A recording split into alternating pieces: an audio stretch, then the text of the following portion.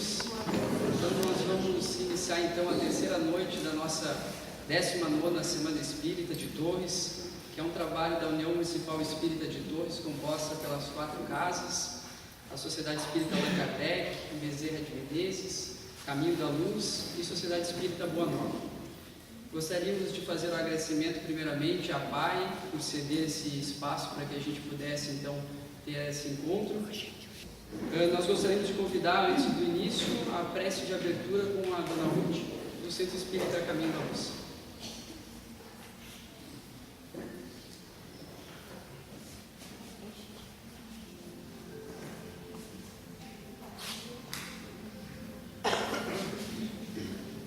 Então, queridos irmãos e irmãs, vamos elevar o nosso pensamento a Deus, nosso Pai, a Jesus, nosso divino amigo, a corrente espiritual das nossas casas, que estão aqui presentes, vibrando por nós estarmos aqui mais uma vez, nessa 19ª Semana Espírita de Torres, que, como diz Chico Xavier, é um facho de luz cada casa espírita. E essa luz nós estamos fazendo através do trabalho dessas casas, trazendo nossos irmãos necessitados espiritualmente, e que todos nós possamos continuar o nosso trabalho dentro da doutrina, com Jesus sempre nos assistindo, sempre ligados a Ele e ao mundo maior, para que nosso trabalho continue sempre, cada vez mais, envolvendo as nossas casas e abrindo mais casas, que é muito importante. Que Jesus abençoe todos os colaboradores que vêm de tão longe fazer exposição. Deus os abençoe. Eles levem com eles as melhores vibrações de paz e amor. Que Jesus abençoe a todos, que assim seja. Assim seja. Então, para a noite de hoje, nós temos o prazer de receber o palestrante de Florianópolis, que já esteve aqui, já tivemos o grato prazer de recebê-lo outras vezes. Gerson Luiz Tavares, de Florianópolis, então graduado em Direito pela Universidade Estadual de Santa Catarina, auditor fiscal do Tribunal de Contas de Santa Catarina, acadêmico de Psicologia da SESUC, ex-presidente da Federação Espírita de Santa Catarina, palestrante e coordenador do Grupo de Estudos do Centro Espírita Amor e Humildade do Apóstolo. Então, com a palestra hoje como tema Vida, Desafios e Soluções, convidamos então o Gerson Tavares para a exposição da noite.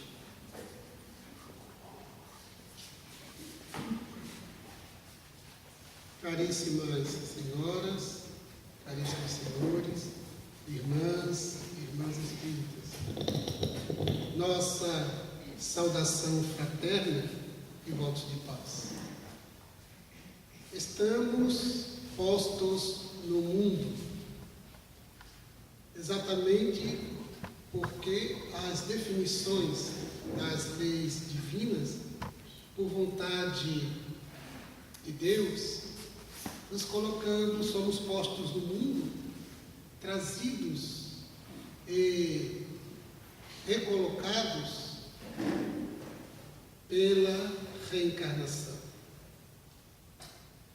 E, naturalmente, enfrentamos os desafios próprios da jornada necessária para sairmos das condições primitivas de simplicidade e ignorância e seguir numa trajetória de ascensão intelecto-moral, para que tenhamos as possibilidades de desenvolver a inteligência até o ponto de sabermos de tudo, ao mesmo tempo que tenhamos as condições de desenvolver os valores éticos e o senso moral. De modo que há os desafios naturais, desafios necessários para que o espírito imortal que somos todos seja estimulado e desabroche todos os recursos potenciais que jazem latente no cerne do ser.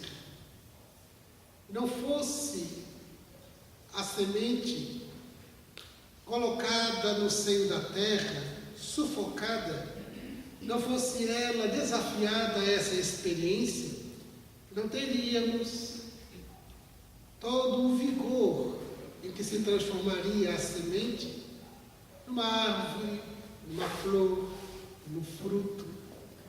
Somente suportando o desafio do sufocamento no solo, que ela encontra as possibilidades, os nutrientes, todos os recursos ambientais necessários para o desabrochamento dos recursos que lhe são potenciais. Assim também a pedra bruta, somente depois de sofrer durante um largo período as lapidações incessantes, que deixa de ser bruta para se tornar preciosa. Assim o Espírito. O Espírito embrutecido pela simplicidade e ignorância, pelas condições primitivas, somente enfrentando os desafios, nas idas e vindas, garantidas pela encarnação, desencarnação, reencarnações. Estão enfrentando esses desafios que os seres desabrocham os seus recursos potenciais intelecto-morais. Não bastassem os desafios naturais, lógicos, imprescindíveis, ainda precisamos, na contemporaneidade, enfrentar os desafios criados pela própria cultura humana, pelas falsas necessidades, pelo alargamento das experiências caracterizadas pelo materialismo, pelo hedonismo, despertando cada vez mais o desejo de gozar, de usufruir, de ter. Não bastassem os desafios naturais, precisamos ainda ter que ajustar todas as consequências da cultura que predomina, de paradigma materialista, de orientação hedonista, fazendo com que, por causa da lei de causa e efeito, tenhamos que ajustar, suportar os efeitos infelizes das escolhas infelizes. Vivemos dias sim, desafiadores, pela produção natural da vida, que precisa estimular o nosso desenvolvimento, mas também pelas consequências dos nossos desatinos. Sigmund Freud, o pai da psicanálise, teve ensejo de dizer na sua obra O Mal-Estar na Civilização, que a sociedade ela não se encontra estruturada para produzir felicidade, mas sim a infelicidade. De tal modo que a cultura ou as culturas que fomentam a sociedade odierna, ela mais sufoca, mais conduz o indivíduo para os estertores das emoções, do que exatamente para a plenitude. Nunca se falou tanto como na atualidade tem se falado a palavra correria. Todos nós já falamos a expressão correria, nesta correria dos dias atuais, na correria que é a minha vida. E quase sempre nós temos feito com que os nossos filhos também acompanhem esta correria, pela agenda que formamos para eles, para atender os anseios dos pais e não dos filhos. Então, uma agenda repleta, é a aula de inglês, é a natação, é isso, é aquilo. Exatamente por quê? Porque eles precisam acompanhar essa cultura da correria. É a ansiedade que faz com que o indivíduo, ele corra mentalmente. É a mente em estado de correria permanente. Chama a atenção da Organização Mundial da Saúde para a característica pandêmica da ansiedade na sociedade contemporânea. conduzindo o indivíduo para outros estertores de comportamento. A depressão é um dos efeitos da ansiedade. O estresse praticamente se tornou algo chique. A pessoa que não estiver estressada, ela está ultrapassada. Há aqueles que chegam a dizer, eu peguei estresse, como se o estresse se pegasse, como se fosse um vírus, uma bactéria. Então, o estresse, ele é um fenômeno biológico natural, é necessário, porque somente com o corpo vivendo a experiência, o fenômeno do estresse, nós nos mobilizamos para sair de modo rápido deste ambiente, por exemplo, se for necessário. Graças ao estresse, nós corremos para fugir de um perigo. Sabemos que precisamos acelerar os passos para atravessar uma rua e não ser atropelado. Porque a mente, avaliando a situação, manda um comando para o cérebro. E o cérebro, então, imediatamente mobiliza que as glândulas suprarrenais, segreguem a adrenalina e outras substâncias para que o coração bata mais acelerado, a circulação sanguínea se movimente com mais rapidez, um entumecimento muscular para o indivíduo ter a explosão da fuga se necessário. Mas acontece que o fenômeno biológico do estresse, muito bem caracterizado naquele período das savanas, ele continua na atualidade. Não nos momentos necessários, a mente estressada. Então, não há um evento que solicite o estresse corporal, mas a mente, a despeito da desnecessidade circunstancial, a mente continua estressada. Naqueles tempos das savanas, era necessário correr na direção da caça e às vezes fugir daquilo que queríamos caçar. É necessário nos defender dos inimigos, proteger a prole, o território, a fêmea, etc. Então, era sempre um comportamento de luta ou de fuga. Hoje, o contexto está diferente, mas a mente continua operando com este mesmo modelo. Lutar ou fugir é a mente estressada. E naturalmente o corpo obedece esse comando, porque o cérebro, ele não avalia se o evento está sendo real ou apenas na mente. Apenas registra que há um comando e se comporta como se fosse real, como se o indivíduo precisasse fugir ou lutar. Então, comanda com a mente o sistema nervoso central, que organiza toda a postura biológica corporal estressada. Então vivemos a era da ansiedade, a era do estresse, com as consequências lamentáveis do ponto de vista físico-mental. Por quê? Porque o indivíduo vive a correria da atualidade. É a correria para permanecer atualizado. É necessário que eu me encontre atualizado, sobretudo nesta época de intensa produção de refinadas possibilidades tecnológicas. É necessário que eu me encontre atualizado. Não é importante que eu apenas me comunique. É necessário que o aparelho celular, por exemplo, ele tenha todos os recursos e também faça ligações. Então, ali nós fazemos de tudo. E porque a cada momento surge uma novidade, a pessoa precisa estar atualizada. Ela, então, fica ansiosa pelo que virá, pelo que está chegando. Mas há uma outra palavra que nunca se falou tanto como na atualidade, é a competitividade. Vivemos uma sociedade altamente competitiva. Competimos por tudo. Tanto é que quando estamos aproximando de um local de destino, tem fila, a gente apressa o passo para chegar antes dos outros. Exatamente porque é uma sociedade competitiva.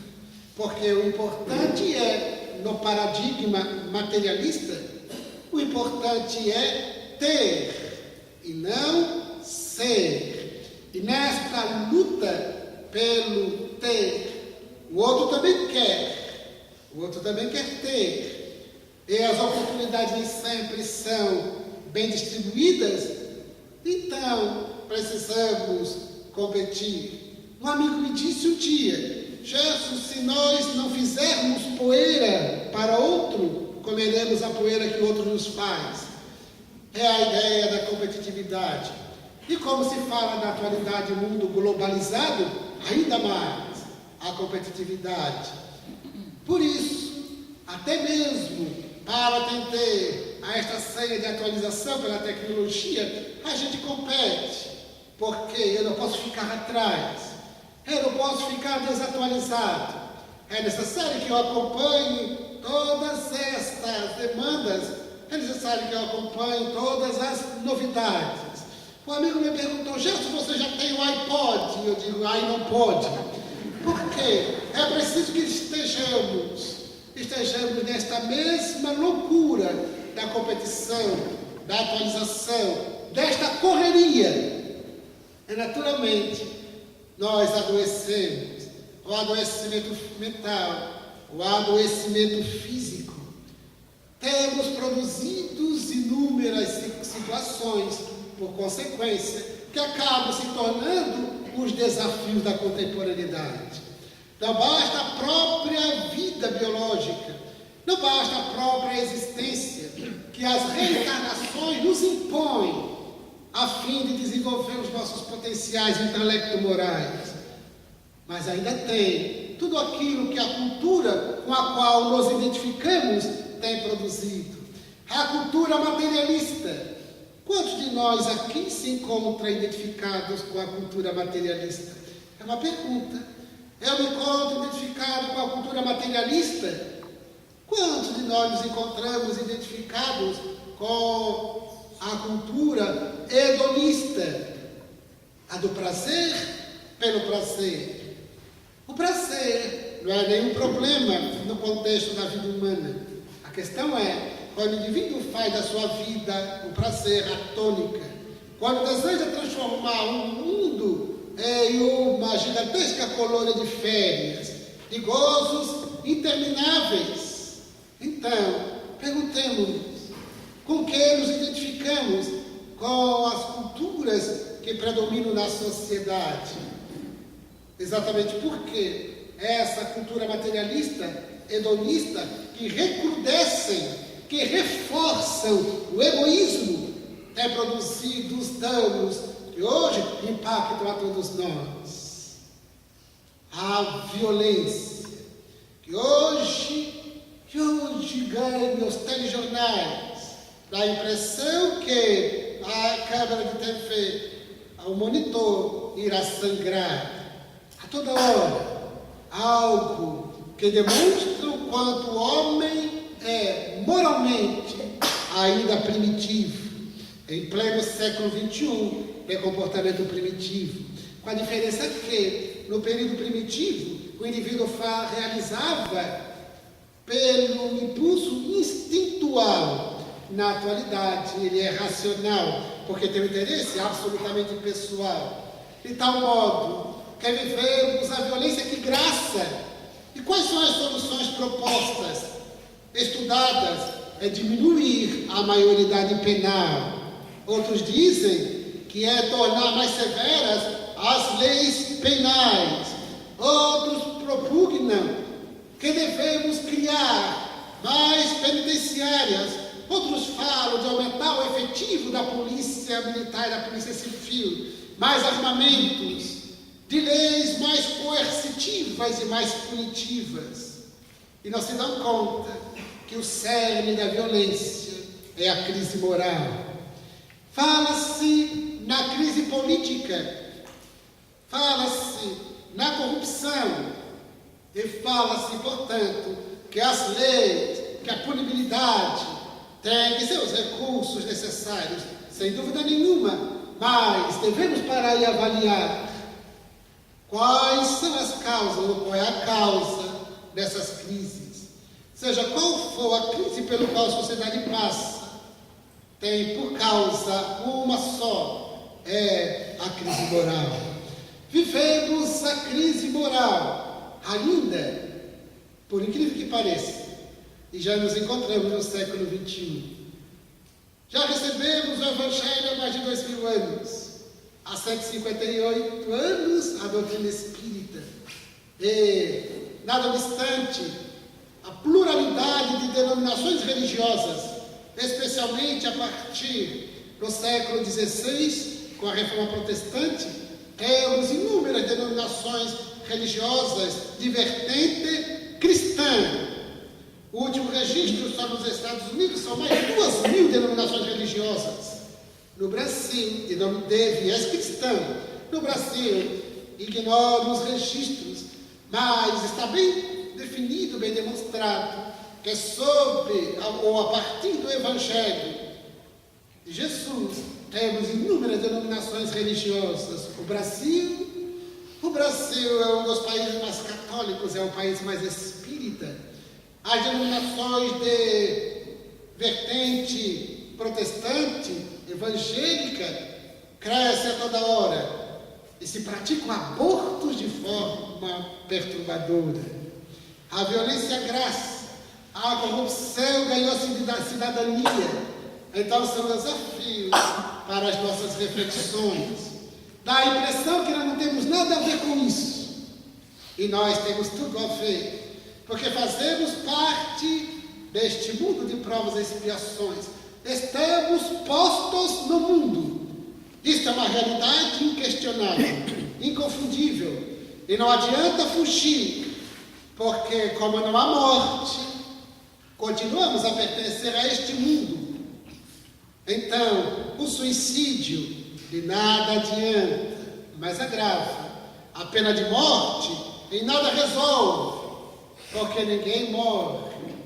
E continuamos a fazer parte, continuaremos a compor a humanidade terrestre, que se não é a humanidade encarnada, é a humanidade desencarnada, mas ainda neste mundo.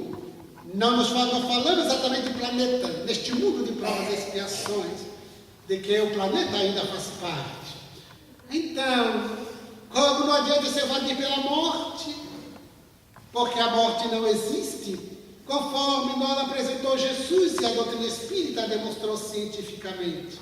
Esta é a nossa certeza, a certeza espírita inabalável, a de que a morte é apenas uma palavra. Ela é apenas uma palavra que não revela a verdade. Ela fala de uma pálida realidade, que é a realidade do decesso carnal, o encerramento do ciclo biológico para a continuidade da vida do espírito, que encerrada a existência corporal, que é a vida na dimensão corporal, volve, retorna para a dimensão da vida espiritual. É o espírito sempre, ora encarnado, ora desencarnado. Uma querida amiga não espírita, ela me disse por e-mail: Gerson, eu perdi o sono, busquei no YouTube uma palestra sua. Ai, me deu um tanto de paz. Eu queria assistir uma palestra presencial, mas só se você me prometer não falar de gente morta, porque eu tenho medo de gente morta. E eu lhe respondi: fulana, eu tentei buscar na minha memória se alguma vez eu falei de gente morta, e nunca falei de gente morta. Nada obstante ter falado da palavra morte, mas para revelar a vida. Então, nós sempre falamos de vida e não de morte, de vivos e não de mortos, porque se tu crês em Deus, ela é pertencente a uma denominação religiosa com muito fervor, muito católica. Se tu crês em Deus e no reino de Deus, tu acreditas que Deus reina no cemitério? Acreditas que o reinado de Deus é sobre cadáveres? Nós não. Nós sabemos que o reinado de Deus é de vida. E como disse Jesus, quero que tenhas vida e vida em abundância. Pela nossa certeza inabalável, inconfundível, da vida e não da morte. Nós, enquanto vivos no corpo, porque daqui a pouco estaremos vivos fora do corpo, mas sempre vivos e sempre com os mesmos desafios. Se nós não operarmos as transformações necessárias, é importante o empreendimento das transformações. É por isso que vivemos e é por isso que reencarnamos. Nós não reencarnamos para sofrer. O sofrimento faz parte da pauta das nossas necessidades evolutivas, mas nós fomos criados para o sofrimento. O sofrimento é um acidente de percurso do viajante que claudicou na sua viagem. É o efeito das nossas imperfeições. São as consequências das nossas infelizes escolhas. Então o sofrimento é um acidente de percurso que está ao nosso livre-arbítrio e à nossa vontade, à nossa disposição, nosso ânimo de operar as transformações para então sermos felizes autenticamente e conquistarmos a paz real. É por isso que reencarnamos, para a produção dos desenvolvimentos da inteligência, da ética, moral, e para que possamos nos desenvolver, nos transformar, é necessário rever situações, ressignificar valores. Por isso as reencarnações, para que tenhamos a oportunidade de arrependimento, de assumir uma nova postura. Sem as reencarnações, o espírito não enfrentaria as consequências e não teria uma nova chance. As reencarnações são necessárias. Para mim, a reencarnação é uma porta sempre aberta. Eu tenho essa imagem. É uma porta sempre aberta para os arrependimentos, para as novas possibilidades, para as novas ressignificações, para o progresso. Uma senhora foi conversar conosco na casa espírita e ela então me disse: eu tenho uma dificuldade muito grande em acreditar em reencarnação. Ela está indo na fase da crença, de acreditar ou não de acreditar, quando nós deveremos assumir já uma outra postura mental, a de saber, porque a diferença entre saber e acreditar. E então eu lhe perguntei: mas a senhora ainda tem dificuldade por quê? Porque não me recordo. Eu não me recordo de reencarnações passadas. E a senhora gostaria de recordar-se? Gostaria. Por quê? Para eu saber, porque o filho que eu tenho é o filho que eu tenho e não outro filho. Porque a vida que eu tenho é esta, porque este sofrimento, porque aquilo outro. Mas a senhora me garante que, se lhe fosse permitido a recordação natural, a senhora asseguraria equilíbrio psicológico, emocional? Ela disse: não sei. Por quê? Digamos que a senhora, na maternidade, o filhinho querido, tão esperado, depois de meses de preparo, de desafios, o parto. E então, a enfermeira coloca-lhe sobre o regaço materno o filhinho recém-nascido. A senhora olha e reconhece, porque a senhora se recorda das outras reencarnações, recordará também das pessoas com quem conviveu nas outras reencarnações. Agora, no outro corpo natural, a senhora olha e reconhece: miserável, foste tu que na outra reencarnação, e agora vem como meu filho. A senhora me assegura que oferecerá o seio para alimentá-lo ou já praticará o infanticídio ali mesmo. A senhora está colocando em casa a roupa na máquina de lavar, não falei nem em tanque, na máquina de lavar, e fica se recordando: meu Deus, na encarnação passada foi uma rainha do Egito, com serviçais, e hoje eu tenho que fazer contas para pagar um condomínio, para atender esta e aquela necessidade.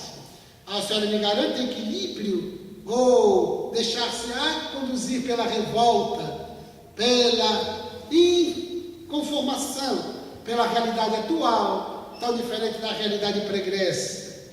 A senhora está no shopping, olha uma outra pessoa do outro lado do ambiente e reconhece que ali esteve o seu malfeitor no passado. Ou se lembra de que foi autora de um crime soez.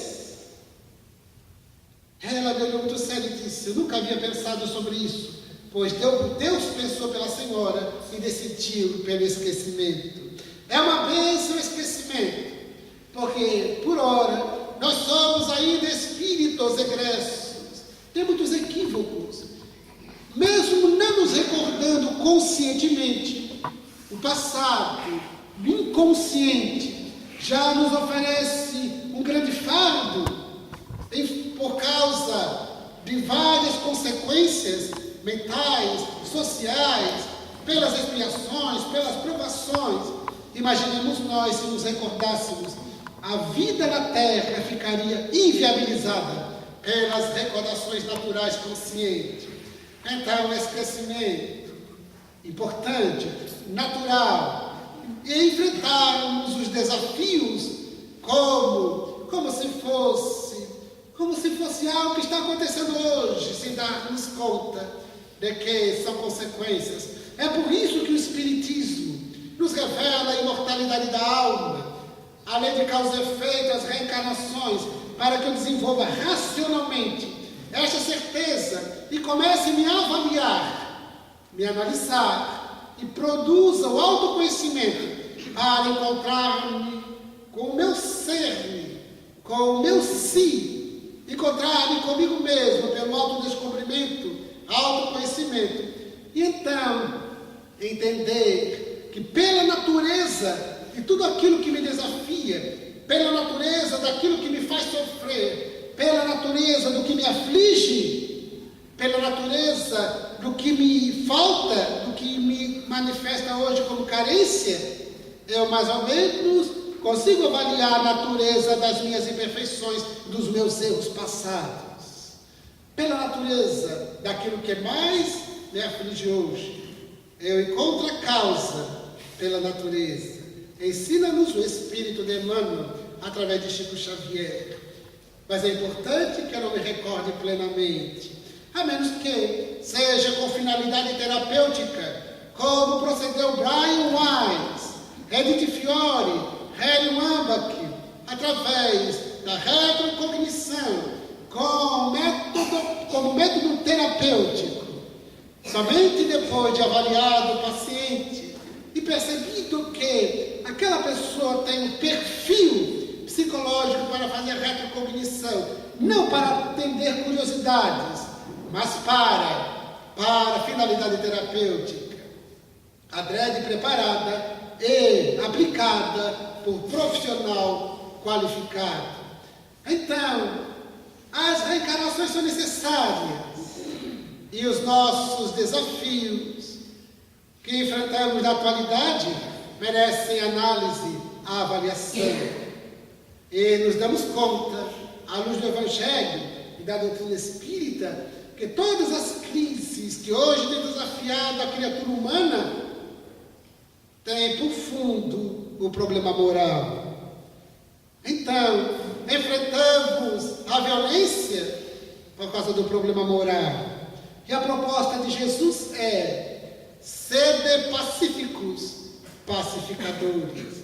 Bem-aventurados pacíficos, bem-aventurados pacificadores. Bem-aventurados quer dizer felizes são. Então, este é dos comportamentos que precisamos adotar. A postura de pessoa pacífica, pacificadora. Com que critério? Com o critério de Jesus. O critério radical. Jesus foi radical nas suas propostas. Ele propôs o bem radical. Ele propôs o perdão radical. Ele não fez qualquer tipo de condição. Com esse tipo de problema, perdoa. Este não merece perdão. Ele não fez classificações. Ele não criou um espectro do mal que deve ser perdoado e o não perdoado. Ele simplesmente disse: perdoar. Naquele tempo, as leis humanas que recebiam o significado, a representação divina para ter autoridade, estabelecia que se devia pagar o mal com o mal. E ele propôs: pagai o mal com o bem. E foi desafiador. E por incrível que pareça, ainda hoje é desafiador. E um dos homens, doutores da lei, que acompanhavam as suas lições, logo depois do Sermão do Monte, perguntou para Jesus, porque a lei dizia, olho por olho, dente por dente. E era para o homem, somente ele, homem, honraria o seu nome, se ele revidasse, se ele pagasse o mal com o mal. Era para a dignificação da personalidade. Então o doutor da lei disse: mas Senhor, como poderei eu defender a minha honra se eu não revidar? Percebam? Hoje mais ou menos é assim, inconscientemente. A sociedade já pugna por um comportamento diferente. Todavia, muitos de nós ainda nos mobilizamos inconscientemente, ainda com esse paradigma, pagar o mal com o mal, para defender a minha honra. Eu acompanhei durante a minha adolescência, no final do século, da década de 1970, 1980, eu acompanhei os inúmeros noticiários no Brasil, dos tribunais de júri, em que homens julgados por crimes perpetrados contra a esposa, a companheira, os crimes passionais. Inúmeros tribunais de júri absolveram os homicidas passionais sob o argumento da defesa, legítima defesa da honra. Não é próprio das leis mosaicas, olho por olho, dente por dente, defender a honra pagando o mal com o mal? Então, de uma certa forma, hoje ainda o indivíduo se movimenta assim, não aceita que outro lhe faça mal, e de imediato reage. A proposta de Jesus foi: não reaja, age.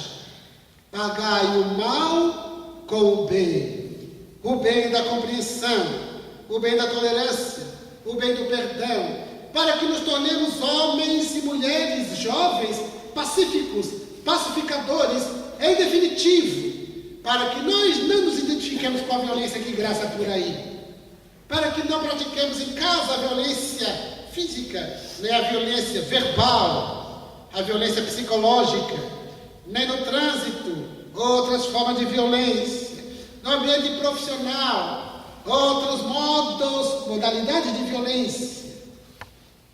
Porque se há competitividade, o indivíduo pode se valer dos recursos inconfessáveis para competir, de tal modo que há violências e violências. E nosso compromisso compromisso cristão, é de sermos homens e mulheres pacíficos, pacificadores.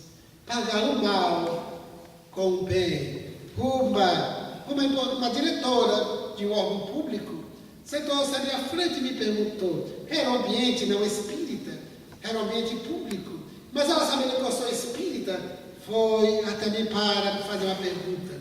Ela me perguntou baixinho: Gerson, você acredita em mal olhado? Acredito. Porque eu sabia onde ela ia chegar.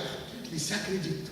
E ela se aproximou mais entusiasmada e perguntou: era um espírita que ia responder: como é que se combate um mal olhado? Ora, era um espírita que ia responder. Ela estava esperando uma fórmula, um trabalho, porque o espírita faz trabalho. O espírita faz trabalho. E então, uma vez, um outro órgão que eu atuava, uma colega levou meses para convencer o marido, depois de 17 anos de casamento, à separação, porque ela queria curtir a vida ela queria usar da liberdade que o casamento lhe tolhia, e então, depois de uma intervenção do advogado, ele aqueceu e a separação se deu. E ela foi vivendo a vida que queria. Um dia eu passando pelos corredores, ela sabia que eu era espírita, ela me chamou e disse: Gerson, tu és espírita, né? Sou. Então, tu sabes que eu me separei. Sim, eu acompanhei aqui o seu drama, mas graças a Deus você conseguiu. Agora você vive a vida que queria. E ela disse: mas tu sabia que o danado já tem namorada? Ah, ele faz muito bem. Porque tu querias que ele ficasse chorando as mágoas? Pois é, mas o que eu posso fazer por você? Ah, Gerson, lá no teu centro espírita, tu poderias fazer um trabalhinho para a gente voltar? Eu disse: não posso. Não vai ser um trabalhinho, você teve um trabalhão para separar. Como é que eu vou fazer um trabalhinho? Então, para aquela diretora, ela estava esperando um trabalho que eu fizesse para combater o mal olhar.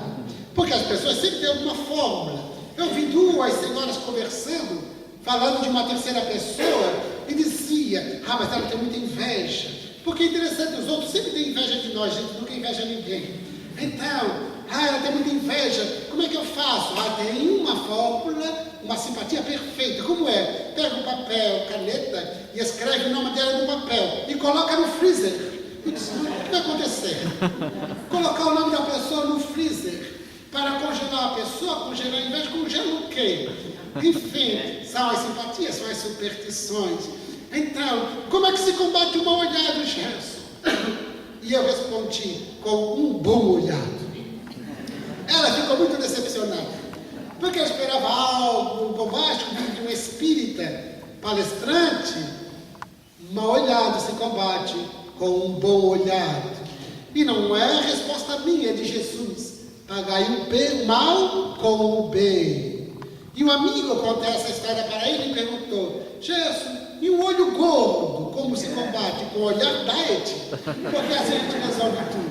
Ou seja, o nosso desafio hoje, diante da violência potencial, é tornarmos-nos efetivamente pacíficos, pacificadores.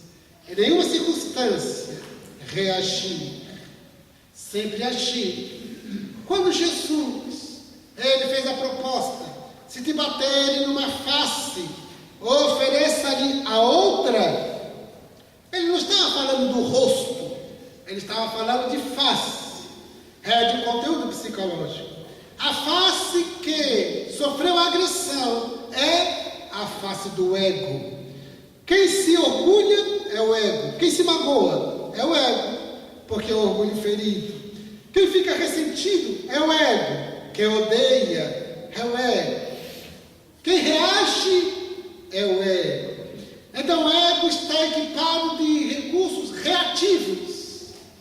Se te baterem numa face, quando é que eu registro que eu fui prejudicado, que eu recebi agressão? Quando que eu registro? Quando eu fiquei afetado. Somente depois de afetado. E quando que eu registro essa afetação? Quando? Quando o ego ainda está, no dizer do Espírito Joana de Ângeles, o ego ditador, o ego atormentado. Porque o ideal é que eu nunca registre ofensa alguma. Porque é possível que tenha ofensor? Sim. Como não? No mundo que estamos, por hora, é compreensível sim que tenhamos ofensores. Mas por que eu tenho que ser ofendido? Que existe o polo do ofensor, é compreensível. Numa sociedade imperfeita, mas eu tenho que ser ofendido? Por que eu tenho que me colocar como ofendido? É compreensível que eu tenha inimigo. Que tem alguém que não gosta de mim, que até me queira mal. Se disser isso, não vai me surpreender. Mas que eu seja inimigo de alguém, que eu faço esse registro de que tem alguém inimigo.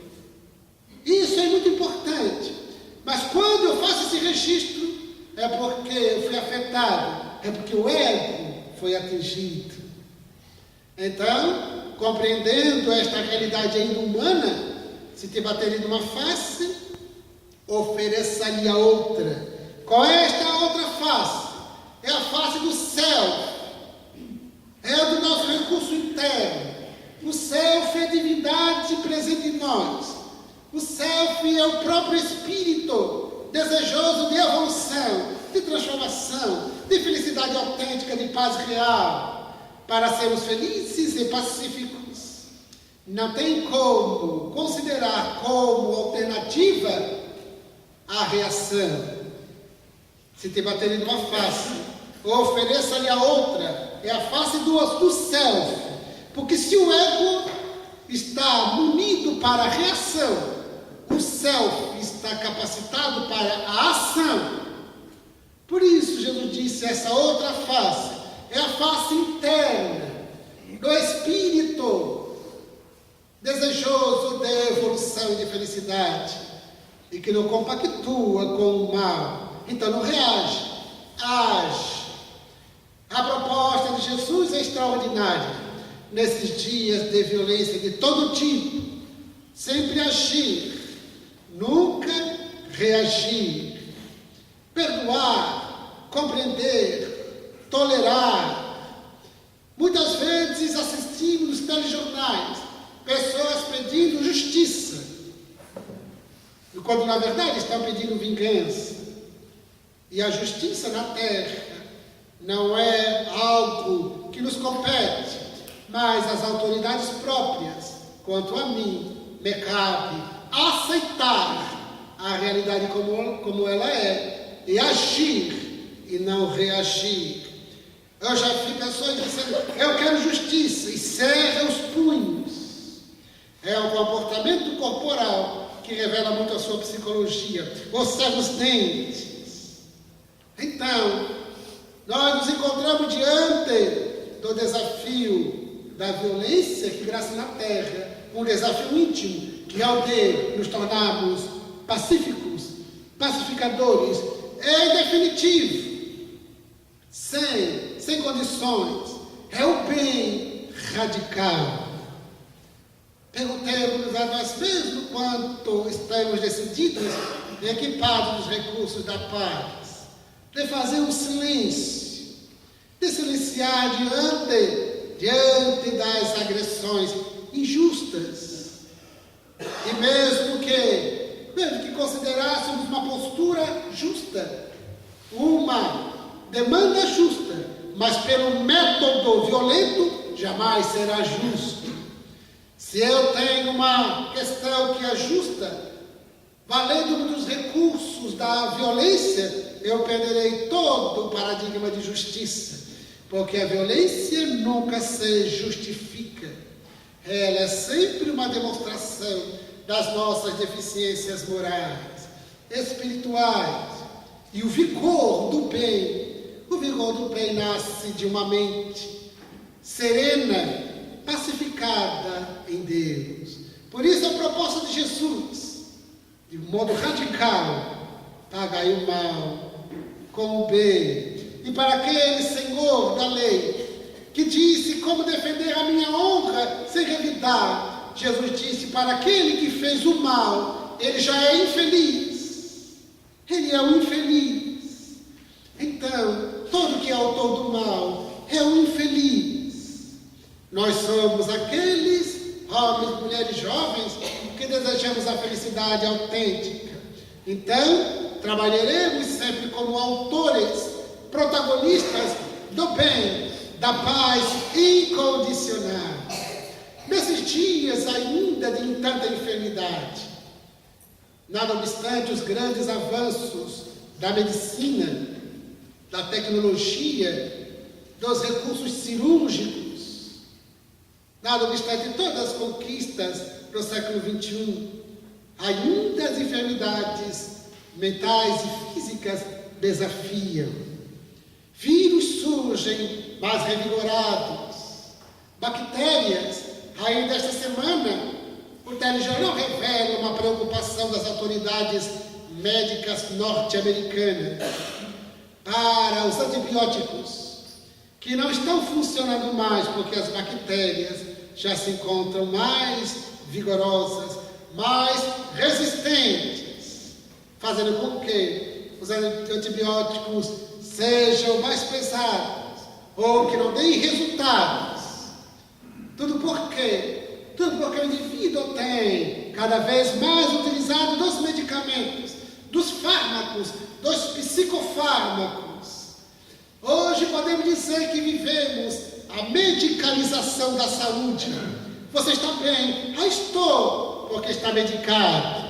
Participei de um evento envolvendo psiquiatras e psicólogos, e uma psiquiatra argentina, ela propôs o seguinte: eu peço às mulheres, porque portam normalmente bolsas, que retirem um medicamento que possam carregar nas suas bolsas. Se não todas, quase todas tiravam algum. Um reparador de cabeça, outro reparador nas juntas, outro para o estômago, outro para medicamentos e medicamentos. É a medicalização da saúde. Porque tudo hoje tem que ser combatido, resolvido com medicamentos. Tudo tem que ser resolvido com medicamentos.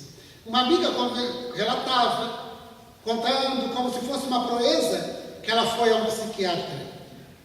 Porque ela não suportava a separação dos pais. Não obstante ser adulta, casada, mãe, não suportava a separação dos pais. Buscou um psiquiatra.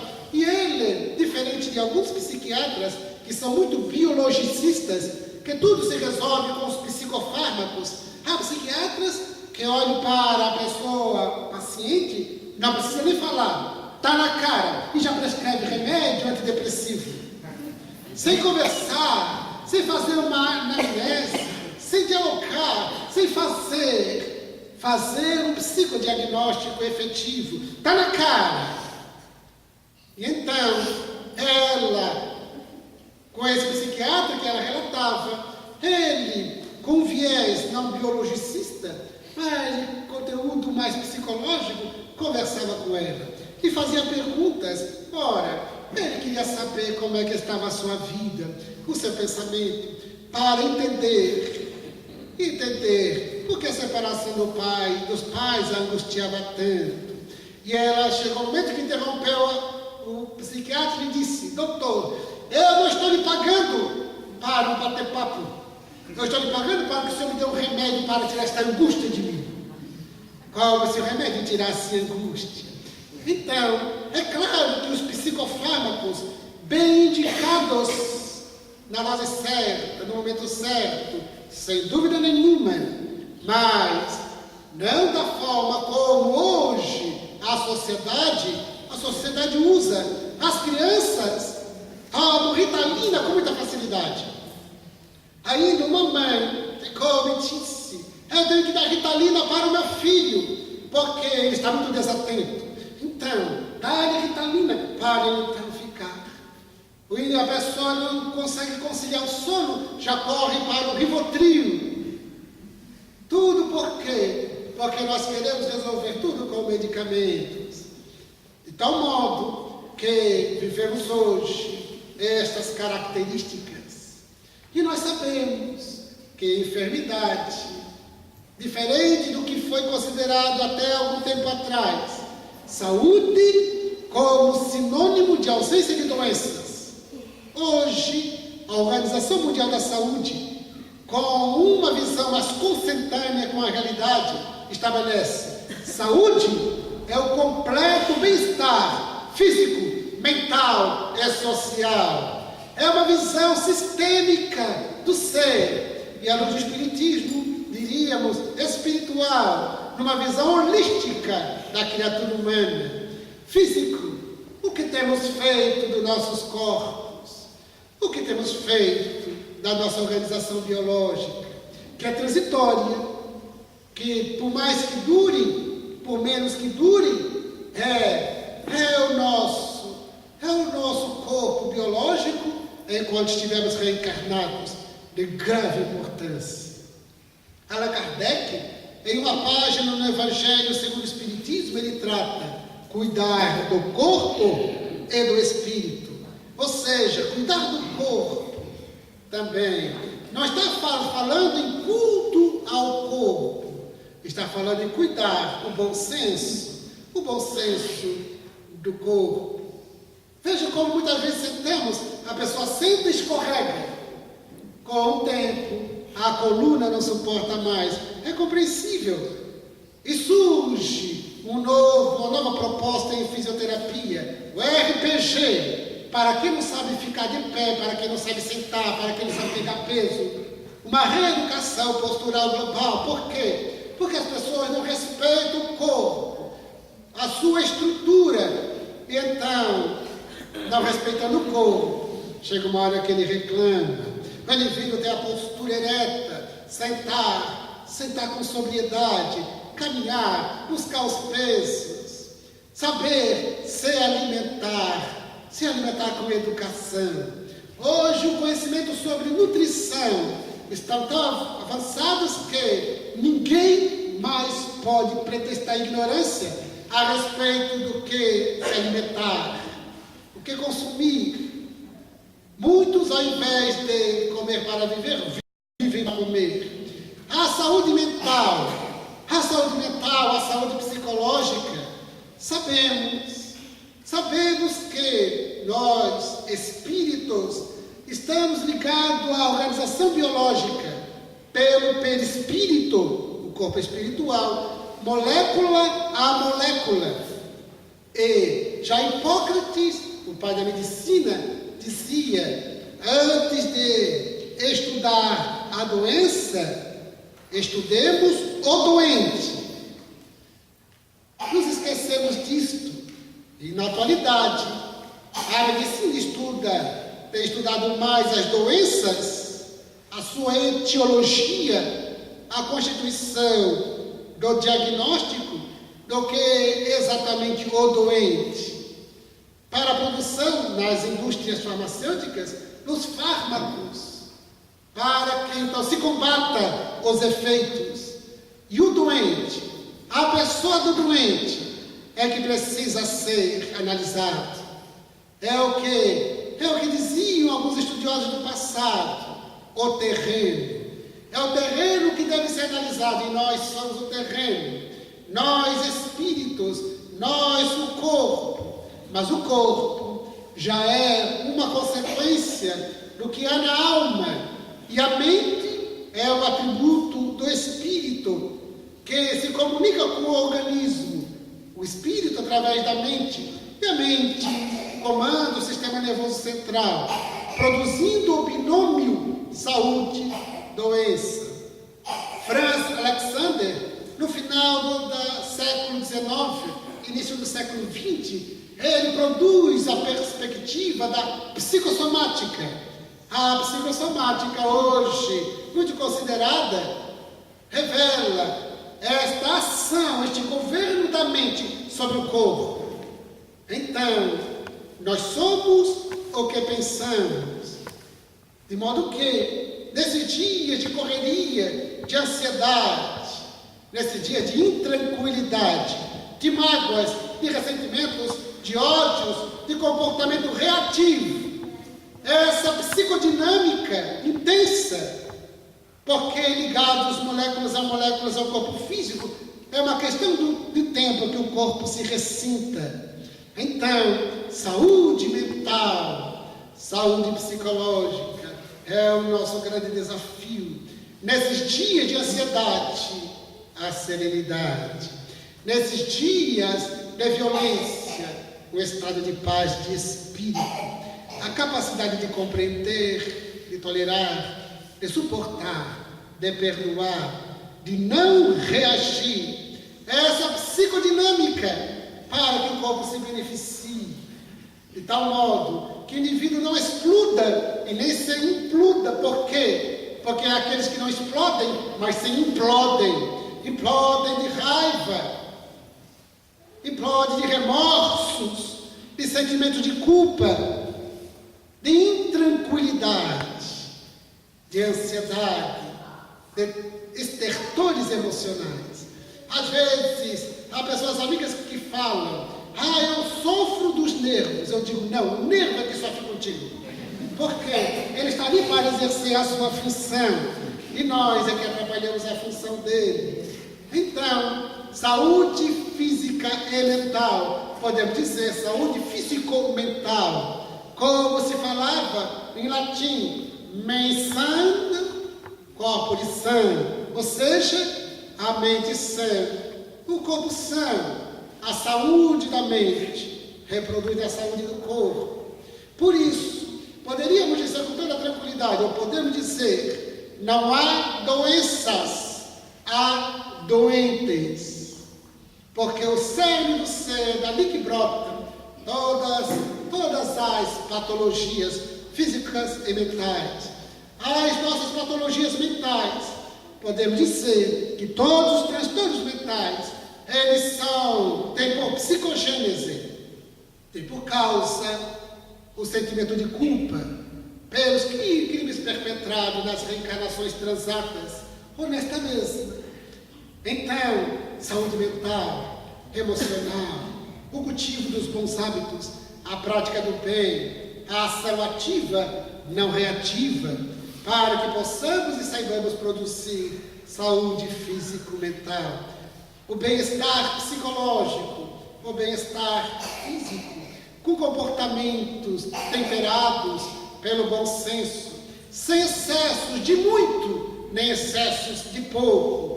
Como dizia Aristóteles, como falava Buda, o caminho do meio. O caminho do meio é o mais sensato, não é tanto para o mar, nem tanto para a terra. É o bom senso em tudo que fizermos na dinâmica da sociedade. Nós não precisamos de tantas coisas assim, como bens materiais, para sermos felizes.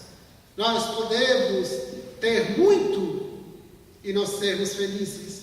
Podemos ter poucos e também não ser felizes. Porque a felicidade não está diretamente relacionada com ter ou deixar de ter. Está em como ser.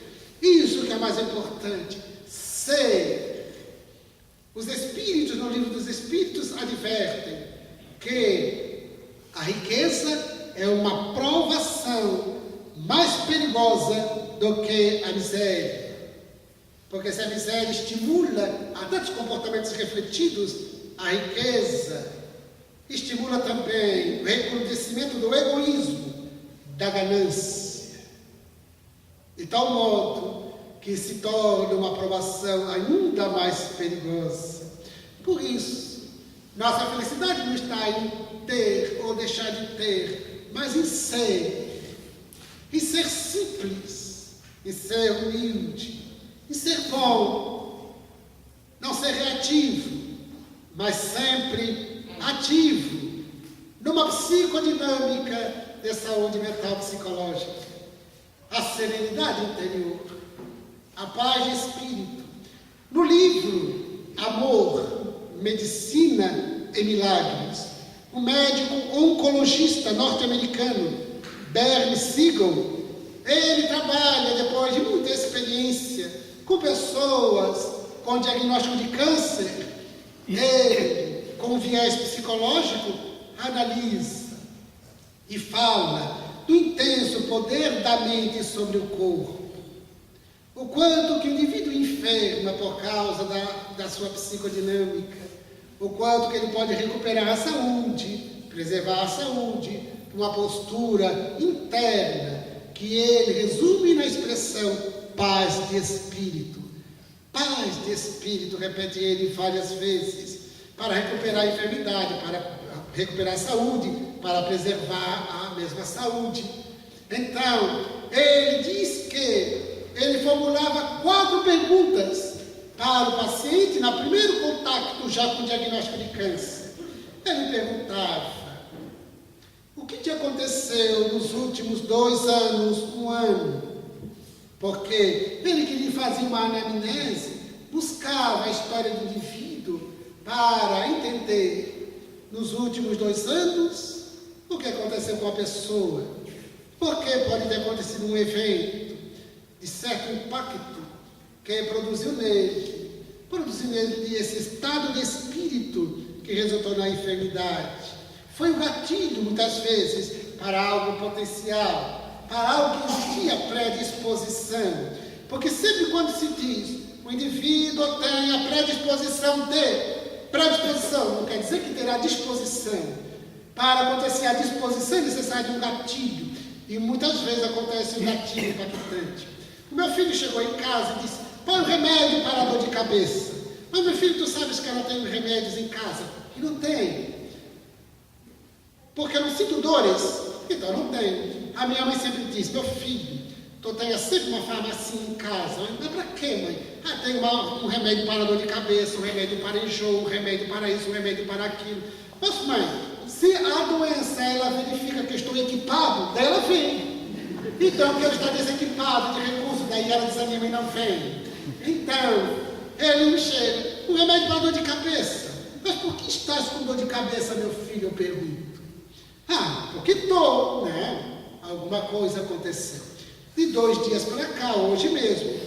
Pode ser a questão alimentar, pode ser diante do computador, sem o uso da lente que você precisou por causa mesmo da lente. Pode ser por tantas questões, mas pode ser por algo que te aconteceu, algo que incomoda, algo que você viu, que vivenciou, alguma coisa de 2 dias para cá.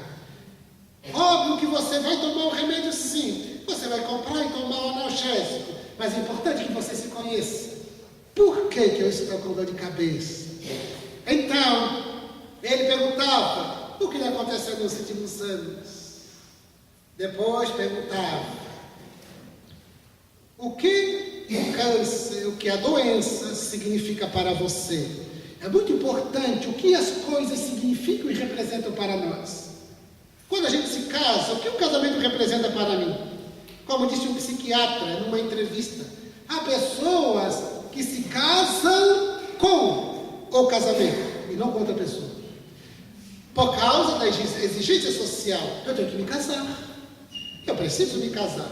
Há pessoas que engravidam, tornam-se mães, principalmente as mulheres, mas também homens.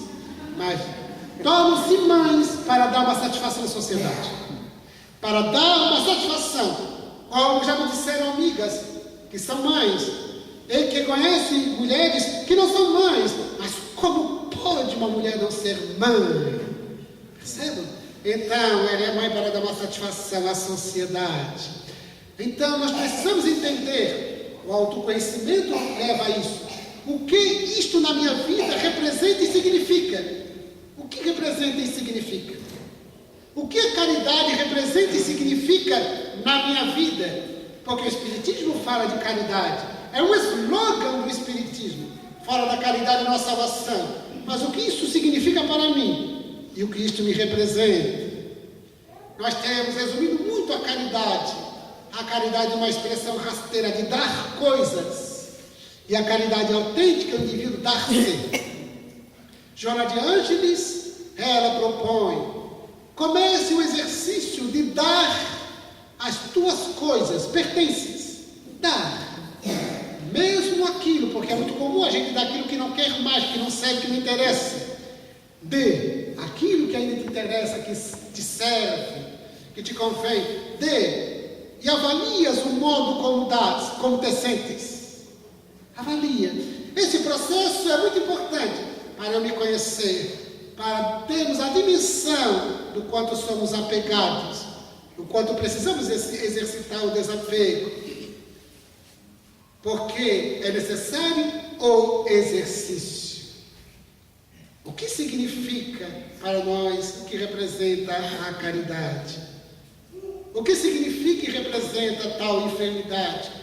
Então, é muito importante entendermos e compreendermos significados e representações que tem para mim, não que tem para o outro. Um psicanalista disse: ninguém pratica a verdadeira solidariedade. Todos os solidários são narcísicos. Ou seja, fazem para ficar bem na foto. Por questões, portanto, do ego, narcísicos. Não concordo 100% com ele, é óbvio. Mas ele tem razão em parte.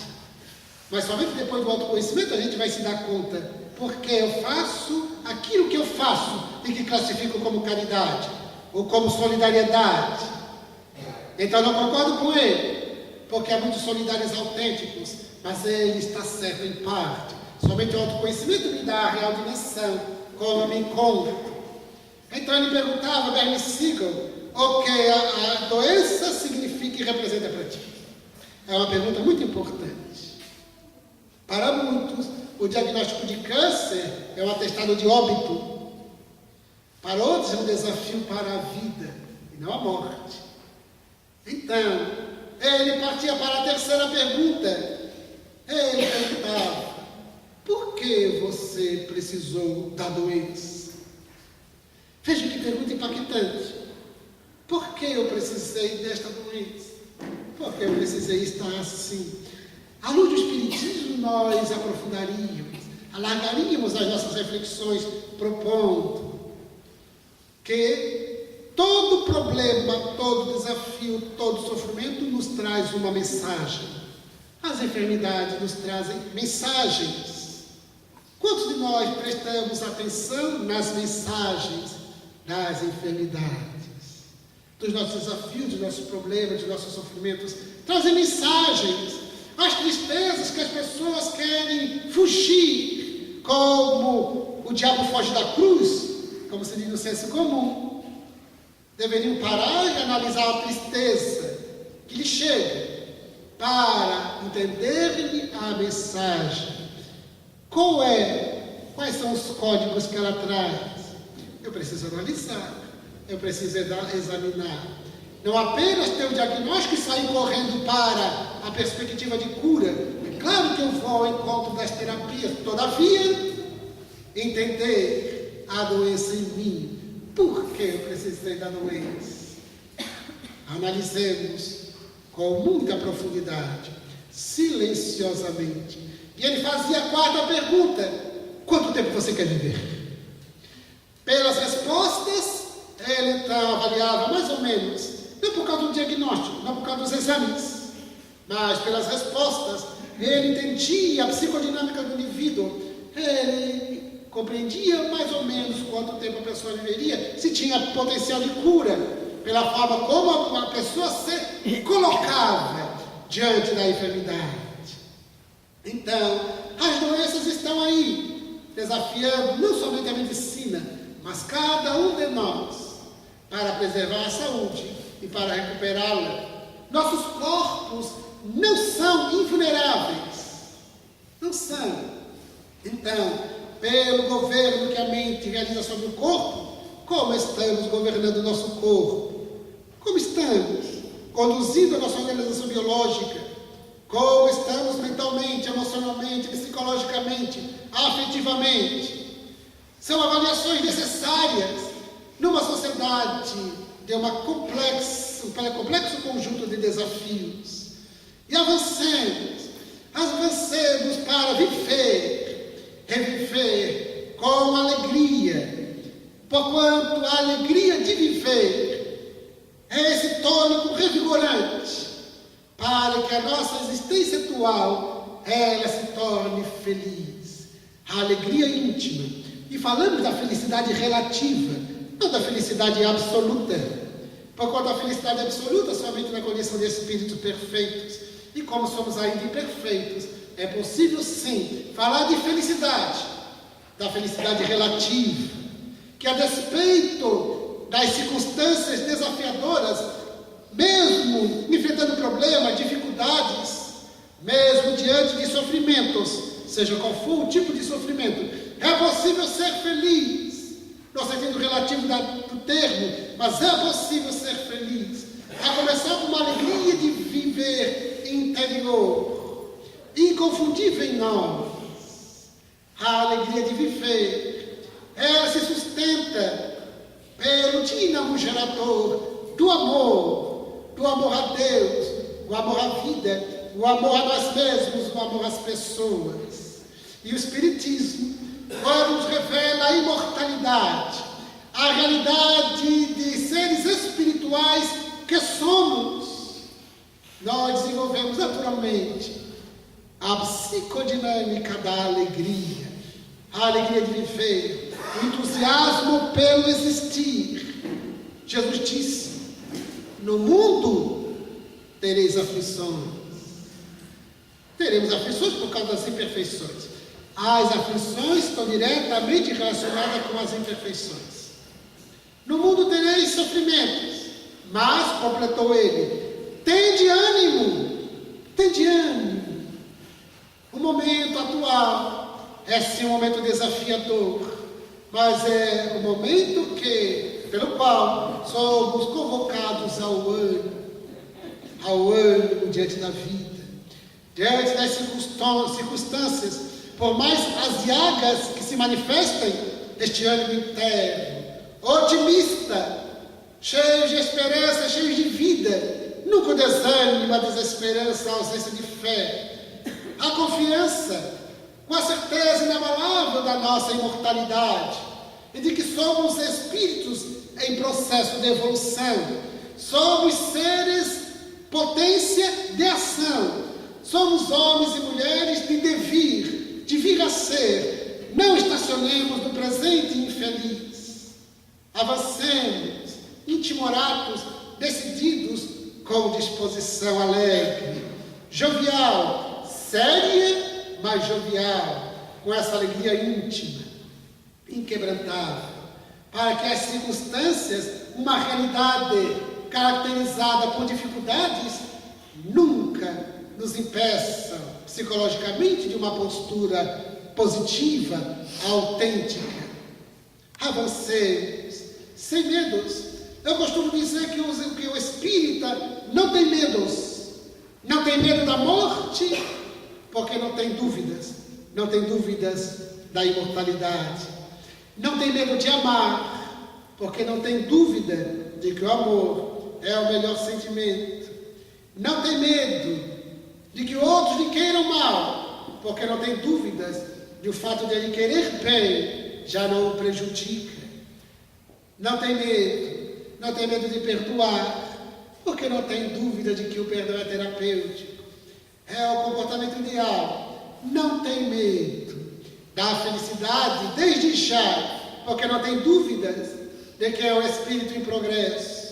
Não tem medo das expiações, das provações, não tem medo das enfermidades, não tem medo da velhice do corpo, não tem medos, porque não tem mais dúvidas. É exatamente por isso que Jesus disse: não procurei o reino dos céus aqui ou acolá, porque o reino de Deus não vem com aparatos externos, nem se dirá que o reino de Deus está aqui ou lá, porque o reino de Deus está dentro de vós, é a potencialidade em nós. Somos seres potência, espíritos em processo de evolução, no momento necessitados de transformação moral. Então, estamos postos no mundo. A questão que sobressai é: como nos colocamos no mundo? Essa é a questão. Estamos postos e sempre estaremos postos. Se não é na condição de encarnados, será na condição de desencarnados. Postos estaremos no mundo. A problemática que nos desafia individualmente é: como nos colocamos? Essa é a questão. Como eu me tenho colocado no mundo, em face das variadas circunstâncias, possibilidades, situações, desafios? Como me coloco? Como nos temos colocados no mundo? Foi por isso que Jesus disse: viver no mundo sem ser do mundo. Ser do mundo é se identificar com o paradigma do materialismo, do hedonismo, de uma cultura da pressa, de uma cultura da felicidade material. Viver no mundo e ser do mundo é identificar-se com a violência, com a corrupção, com a devassidão. Viver no mundo sem ser do mundo é transitar na Terra pelo impositivo das reencarnações, mas não se identificar com as questões infelizes que ainda caracterizam a sociedade contemporânea. Viver no mundo sem ser do mundo. Como nos colocamos no mundo? Como homens do mundo? Ou como homens e mulheres, espíritos que não pertencemos ao mundo, embora estejamos nele? Como o aluno está na escola, mas não pertence à escola. Ele passa pela escola, passa pelo educandário, numa perspectiva de futuro, como nós, jornadeamos pela terra em perspectiva imortal.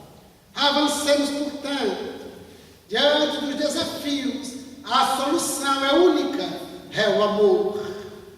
De todos os desafios mais impactantes, a solução será sempre o amor a si mesmo, o amor ao próximo, o amor a Deus, o amor à vida.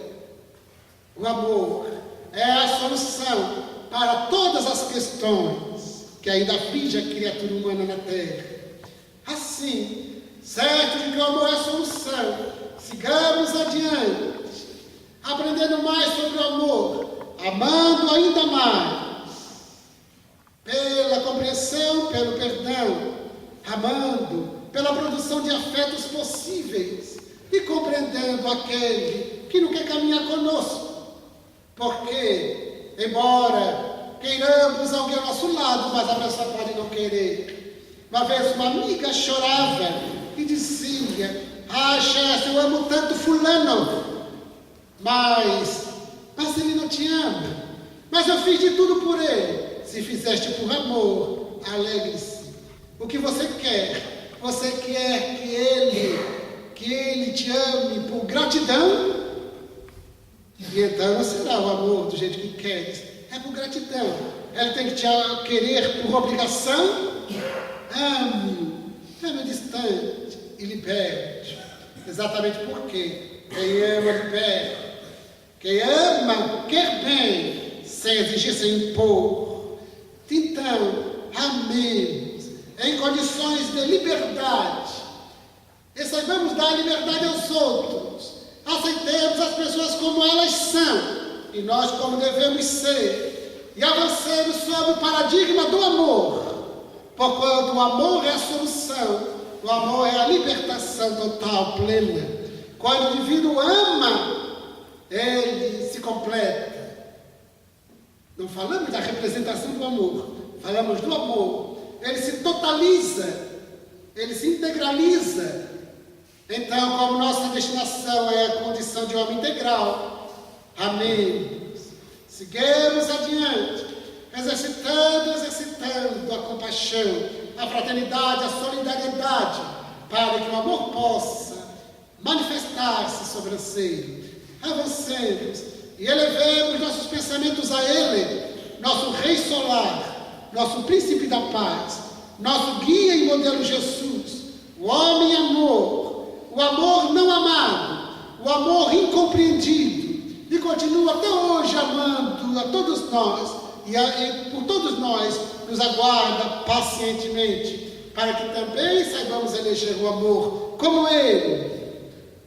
Ele nos disse: tudo que eu faço, vós também podeis e muito mais. Quase sempre as pessoas analisam pelos prodígios, que ficou conhecido como milagres, quando na verdade Ele também falava do amor. Tudo que eu faço com amor, vós também podeis, amando.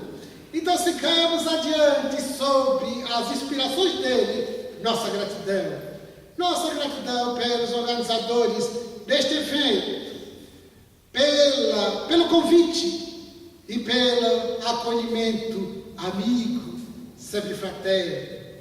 Nossa particular gratidão pela presença de todos, as senhoras, os senhores e jovens, pela atenção educada, a presença paciente, e sob as inspirações dele e com a permissão dele, nós queremos manifestar os nossos votos de muito progresso e muita paz, e a nossa gratidão plena. Muito obrigado.